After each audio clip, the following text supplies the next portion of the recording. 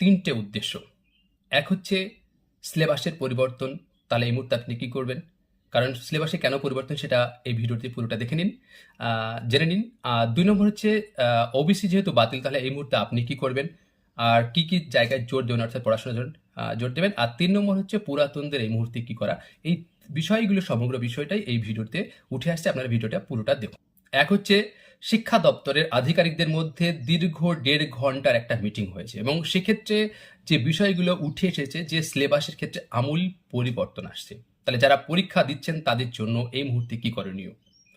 তাদের জন্য আমি কিছু পরামর্শ দিতে এই ভিডিওটি, যেহেতু সিলেবাসের আমূল পরিবর্তন আসবে। কেন আমূল পরিবর্তন আসবে? সেক্ষেত্রে আমরা আ শ্রী শঙ্কর ঘোষ মহাশয় এবং শ্রী স্বপন দাশগুপ্ত মহাশয় তিনারা যে মিটিংটা করেছেন সেখানে অনেকগুলো বিষয় উঠে এসেছে। যেমন তাদের মতে কিছু সিলেবাসের অর্থাৎ গত সরকারের যে সিলেবাস সেখানে কিছু অযৌক্তিক অংশ, অন্ধকার অধ্যায় রয়েছে, এই শব্দগুলো ব্যবহার হয়েছে। তো সেই জায়গাগুলোকে ওনারা সরাবেন। অর্থাৎ সিলেবাসের ক্ষেত্রে তারা সার্বিক উন্নতি ঘটাবেন তাদের মতামত। তাই চাইছেন যে সিলেবাসটা পরিবর্তন করতে। সিলেবাস চেঞ্জ মানে কি? আপনি এতদিন যে সিলেবাসে পড়াশোনা করেছেন এসএলএসটির জন্য, তাহলে সেই জায়গাটা থাকছে না। তাহলে আপনাকে এই মুহূর্তে কি করতে হবে? অবশ্যই আপনারা করবেন, বসে থাকা যাবে না। আপনারা এই মুহূর্তে সাহিত্যের ইতিহাস এবং ব্যাকরণের উপর জোর দিন। কারণ একটা জায়গা আপনার রেডি হয়ে থাকুক। ২ নম্বর বিষয় যেটা জানানোর সেটা হচ্ছে, যেহেতু ওবিসিটা বাতিল হলো, অর্থাৎ এই ওবিসি সেন্ট্রাল যে ৬৬টা ওবিসির যে লিস্ট, তার বাইরে যেসব আপনারা যারা পড়ছেন তাদের একটাই কথা বলবো, আপনারা জেনারেল হিসাবেই প্রস্তুতি নিন। যদি সার্ভের ফলে যদি আবার আপনারা সেই লিস্টে অন্তর্ভুক্তি হন তাহলে তো খুবই ভালো।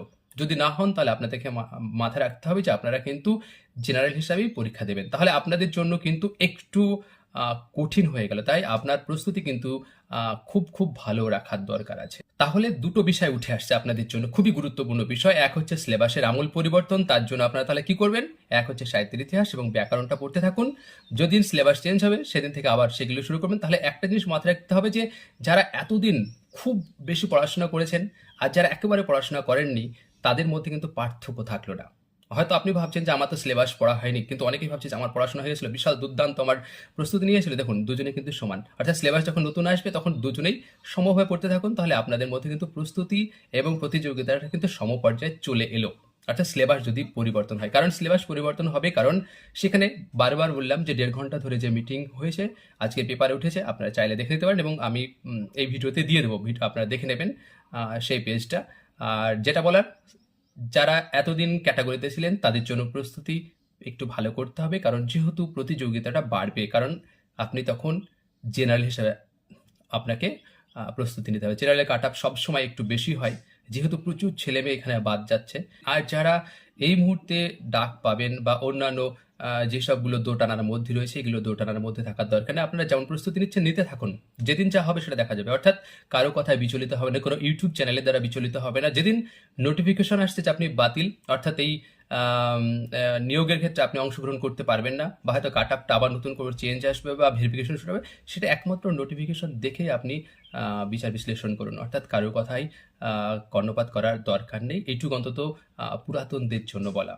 এরকম ইনফরমেটিভ ভিডিও আপনারা পেতে চান, অবশ্যই আমার ইউটিউব চ্যানেলে একটু সাবস্ক্রাইব করে পাশে থাকুন। আর একটা বলার, প্রচুর ইউটিউবে বাংলা সাহিত্যের ইতিহাস এবং ব্যাকরণের পর ভিডিও দেওয়া আছে, আপনারা ভিডিওগুলো দেখতে থাকুন, প্রস্তুতি চূড়ান্তভাবে নিয়ে যান। কারণ এত বিস্তৃত আলোচনা অন্য কোনো ইউটিউবে এখনো পর্যন্ত আছে কিনা আমার সন্দেহ রয়েছে। এইটুকু অন্তত বলতে পারি। তো আপনাদের জন্য শুভকামনা রইল।